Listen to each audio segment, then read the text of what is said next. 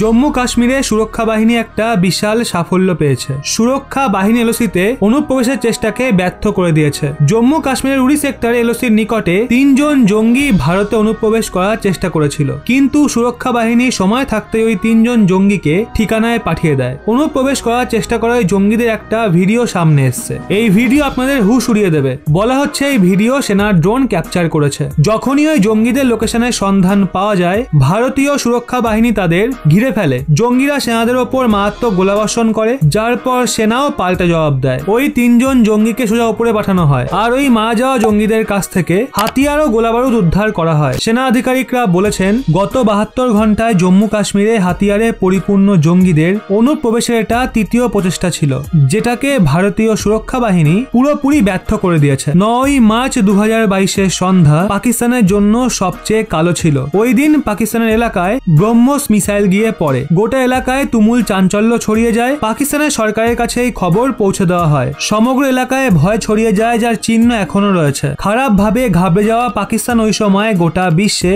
অনেক মিথ্যা প্রচার চালায়। ভারত ওই সময় স্টেটমেন্ট দিয়ে বলেছিল এমনটা টেকনিক্যাল ফল্টের কারণে হয়েছে। ভারত এই মামলায় 3 জন আধিকারিককে বরখাস্ত করে দিয়েছে, কিন্তু এখনো এমন কিছু রয়েছে যা পাকিস্তানকে ঠিকমতো ঘুমোতে দেয় না। যখন 1-2 নয়, পুরো 124 কিলোমিটার ভেতর পর্যন্ত ব্রহ্মস মিসাইল ঢুকে পড়ে, তো ঘুম আসবেই বা কিভাবে? ব্রহ্মস মিসাইল পড়ার পর পাকিস্তানের সঙ্গে এমন অনেক ঘটনা ঘটে যার ব্যাপারে সে কখনো ভাবেওনি।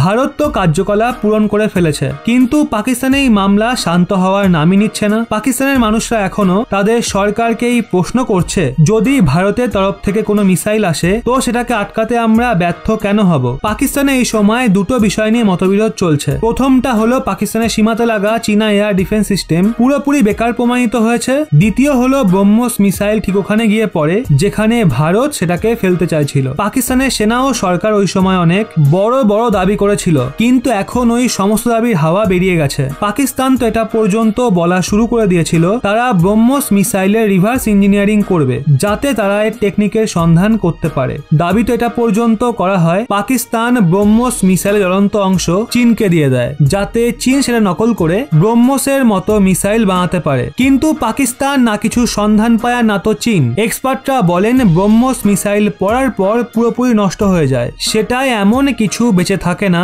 যেটার কপি করা যায়। আপনাদের বলি এই পুরো ঘটনাক্রমে একটা জিনিস তো অবশ্যই হয়েছে, আর সেটা হলো ভারত এখন যখনই ব্রহ্মস মিসাইলের পরীক্ষা করে তখনই পাকিস্তানের হার্টবিট বেড়ে যায়। তো বন্ধুরা, এই সম্পূর্ণ বিষয় নিয়ে আপনাদের কি মতামত কমেন্টে অবশ্যই জানান। আর ভারতীয় সুরক্ষা বাহিনীর সাফল্যের জন্য কমেন্টে জয় হিন্দ লিখতে কিন্তু একদমই ভুলবেন না।